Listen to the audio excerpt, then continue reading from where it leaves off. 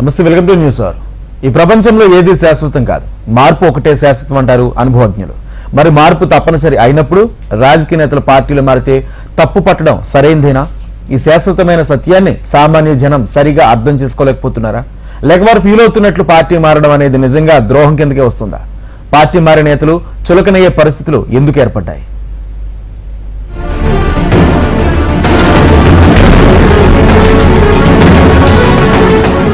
ఎన్నికలు సమీపిస్తున్న ప్రతిసారి రాజకీయ పార్టీల హడావుడి మామూలుగా ఉండదు. అన్నింటికంటే ముఖ్యంగా ఆయా పార్టీల నేతలు ఇతర పార్టీలోకి మారే అంశం విపరీతంగా హైలైట్ అవుతుంది. కాంగ్రెస్ లో ఒకప్పుడు సీనియర్ నేతగా ఇంటెలెక్చువల్ గా ఉన్న కేకే తన పొలిటికల్ ఇన్నింగ్స్ రెండో ఫేజ్ లో బీఆర్ఎస్ లో చేరి ఎంతో పేరు ప్రఖ్యాతులు పొందారు. కాంగ్రెస్ లో ఉన్నప్పుడే అచ్చమైన తెలంగాణవాదం వినిపించి ఆనాటి టీఆర్ఎస్ శ్రేణుల నోళ్లలో నానారు. పూర్తి తెలంగాణవాది అయిన తాను కాంగ్రెస్ లో ఉంటే గళం వినిపించలేనని, అందులో కొనసాగుతూ పార్టీని ఇబ్బంది పెట్టే తెలంగాణవాదాన్ని పర్ఫెక్ట్ గా వినిపించలేనని భావించారు. ఆ పార్టీకి ప్రాంతీయ ఆకాంక్ష బలమేంటో చూపిస్తే తప్ప ప్రత్యేక రాష్ట్రం ఇవ్వదన్న భావనతో 2013లో కాంగ్రెస్ కు గుడ్ బై చెప్పారు.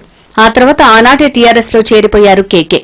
టీఆర్ఎస్ లో చేరిపోయాక పూర్తి స్వేచ్ఛాయుతంగా సైద్ధాంతిక తెలంగాణవాదాన్ని బలంగా వినిపించారు. సామాజికవేత్తగా తన అనుభవాన్ని, ఆలోచనను తెలంగాణకు ఉపయోగించారు. అలా 10 ఏళ్లకు పైగా బీఆర్ఎస్ లో కొనసాగారు. కేసీఆర్ తర్వాత అత్యున్నతమైన రెండో స్థానాన్ని అందుకున్నారు. పార్టీ సెక్రటరీ జనరల్ గా కీలక బాధ్యతలు నిర్వహించారు. రాజ్యసభ సభ్యుడిగాను కొనసాగుతున్నారు. ఆ పదవీ కాలం ఇంకా దాదాపు 2 ఏళ్లు కూడా ఉండటం విశేషం. దాదాపు 85 ఏళ్ల వయసున్న కేకే ఇంత లేటు వయసులో పార్టీ మారే నిర్ణయం తీసుకున్నారన్న వార్త ప్రజల్లోంచి మిశ్రమ భావాల్ని వ్యక్తం చేస్తోంది. పార్టీలతో ప్రమేయం లేని సామాన్య ప్రజలు కూడా ఆయన నిర్ణయాన్ని మనస్ఫూర్తిగా స్వాగతించలేకపోతున్నారన్న అభిప్రాయాలు వినిపిస్తున్నాయి.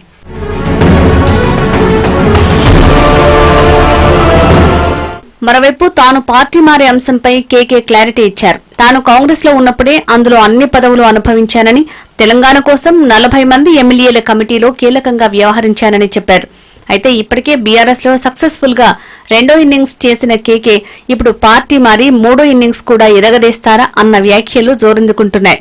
దేశంలో కూడా ఏ కాంగ్రెస్ మ్యాన్ కూడా ఈయనని పోతు నాకు ఇచ్చి నన్ను 2 సార్లు ఎమ్మెల్సీ చేసి 3 సార్లు మినిస్టర్ చేసి లెజిస్లేటివ్ కౌన్సిల్ చైర్మన్ చేసి రాజ్యసభ మెంబర్ చేసి సిడబ్ల్యూసి మెంబర్ చేసి 4 స్టేట్లకు ఇన్ఛార్జ్, ఎప్పటికీ 1-2 స్టేట్లకు ఇన్ఛార్జ్ ఉంటాం, 4 స్టేట్లకు ఇన్ఛార్జ్ ఇచ్చి కూడా నాకు పోస్ట్ ఇచ్చిండ్రు. My loyalty can never be discounted. Today Congress is more in difficulties. Democracy threatened. Democracy is in crisis. Party వీడాలన్న నిర్ణయం తీసుకున్నాక బీఆర్ఎస్ నేత హోదాలో ఆఖరిసారిగా కేసీఆర్ తో కలిశాక తన మనసులోని భావాలను మీడియాతో చిట్ చాట్ రూపంలో చెప్పుకున్నారట కేకే. కాంగ్రెస్ లోనే తుదిశ్వాస విడవాలనే కోరిక ఉందని, అందువల్లే తన కొడుకు విప్లవ్ కుమార్ ని కాంగ్రెస్ లో చేరాలని ప్రోత్సహించలేదని, తాను బీఆర్ఎస్ లోనే ఉంటాడని చెప్పుకొచ్చారు కేకే. మరోవైపు హైదరాబాద్ మేయర్ గా ఉన్న కేకే కూతురు విజయలక్ష్మి కూడా కాంగ్రెస్ లో చేరటం ఖాయమైపోయింది. తండ్రి కూతుళ్లు కూడబలుక్కునే కాంగ్రెస్ లో చేరుతున్నారన్న టాక్ జోరుగా నడుస్తోంది. పార్టీ రాష్ట్ర ఇన్ఛార్జ్ దీపాదాస్ మున్షి, ముఖ్యమంత్రి రేవంత్ వంటి ముఖ్య నేతలు మేయర్ ఇంటికి వెళ్లి తదుపరి వారిని పార్టీలోకి ఆహ్వానించారు.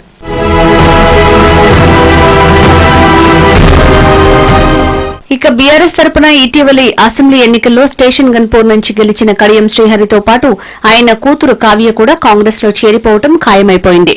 అంతేకాదు కావ్యకు బీఆర్ఎస్ అభ్యర్థిగా వరంగల్ నుంచి పోటీ చేసేందుకు పార్టీ టికెట్ కూడా ఇచ్చింది.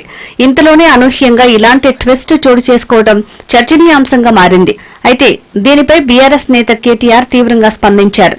మహేందర్ రెడ్డి, రంజిత్ రెడ్డి నమ్మించి మోసం చేశారని, పార్టీ మారబోమని చెప్పి 15 రోజుల్లోనే జెండాలు మార్చారన్నారు కేటీఆర్. ఇంటి దొంగలను ఈశ్వరుడు కూడా పట్టలేరని, అలాంటి వారు ఇకపై కేసీఆర్ కాళ్లు పట్టుకున్న పార్టీలో చేర్చుకునేది లేదని మండిపడ్డారు. ఇదే మహేందర్ రెడ్డి, ఇదే రంజిత్ రెడ్డి వచ్చి కేసీఆర్ గారు కాళ్లు పట్టుకున్న మళ్ళీ పార్టీలకు రాములమైన మాట కూడా ఈ సందర్భంగా విజ్ఞప్తి చేస్తా ఉంది. వాళ్ళకు తప్పకుండా బుద్ధి చెప్పవలసిన బాధ్యత మన మీద ఉన్నది. వచ్చి కేసీఆర్ కాళ్లు పట్టుకున్న మళ్ళీ అధికారంలోకి వచ్చినాక వాళ్ళని మాత్రం మళ్ళీ రాణించే ప్రసక్తే లేదన్న మాట కూడా మీకు విజ్ఞప్తి చేస్తా ఉంది. అధికారం ఎవరికి శాశ్వతం కాదు. అధికారంలో శాశ్వతంగా ఎవరు ఉండరు. కానీ అధికారం పోంగానే ఆగమాగమైపోయి ఇవాళ తమ ప్రయోజనాలు, తమ స్వీయ ప్రయోజనాల కోసం ఇవాళ అవతల వైపు పోయి పోవడమే కాకుండా ప్రజలు మోసం చేసే కార్యక్రమం. మన నాయకులు వేదిక మీద కూర్చున్న నాయకులు ఓడిపోయినట్టు కారణం మన వాళ్ళే కారణమైన మాట అక్షర సత్యం. ఇంటి జన్మను ఈశ్వరుడిగా పట్టలేదని పెద్దలు చెప్తారు. అయితే కేకే అయినా కడియం శ్రీహరి అయినా పార్టీ మారటం అనేది ఇవాళ కొత్తగా జరిగిందేమీ కాదు.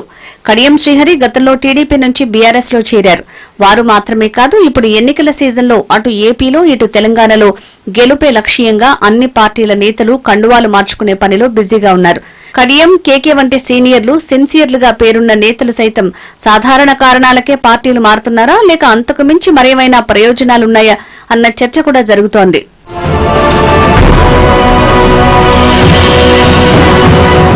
పార్టీలు మారుతున్న రాజకీయ నాయకులంతా తమ కూతుళ్లు, కొడుకులు లేదా తమ కుటుంబ వారసత్వాన్ని బలోపేతం చేసుకునేందుకే పార్టీలు మారుతున్నారని, సేఫ్ ప్లేస్లు చూసుకుంటూ జాగ్రత్తగా అడుగులు వేస్తున్నారన్న వ్యాఖ్యలు వినిపిస్తున్నాయి.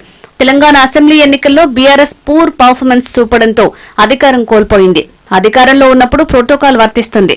గౌరవ మర్యాదలకు లోటుండదు. అన్నింటికన్నా నియోజకవర్గంలో చేయాలనుకున్న పనులు పూర్తి చేసే వీలుంటుంది.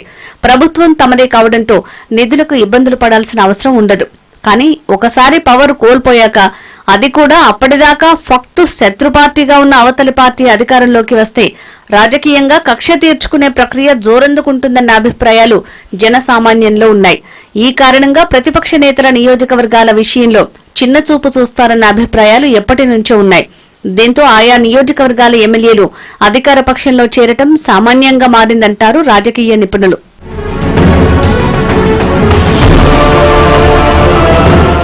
నాయకులు, పార్టీలు మారే క్రమంలో సిద్ధాంతాల పాత్ర అసలేమైనా పనిచేస్తుందా అన్న చర్చ ఆసక్తికరంగా మారింది.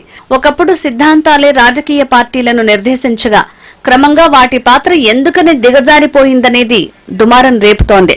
అయితే సిద్ధాంతాలకు పెద్దగా ప్రాధాన్యత ఇవ్వని వారు సైతం నేతలు పార్టీ మారే అంశాన్ని తీవ్రంగా చర్చించుకుంటున్నారు.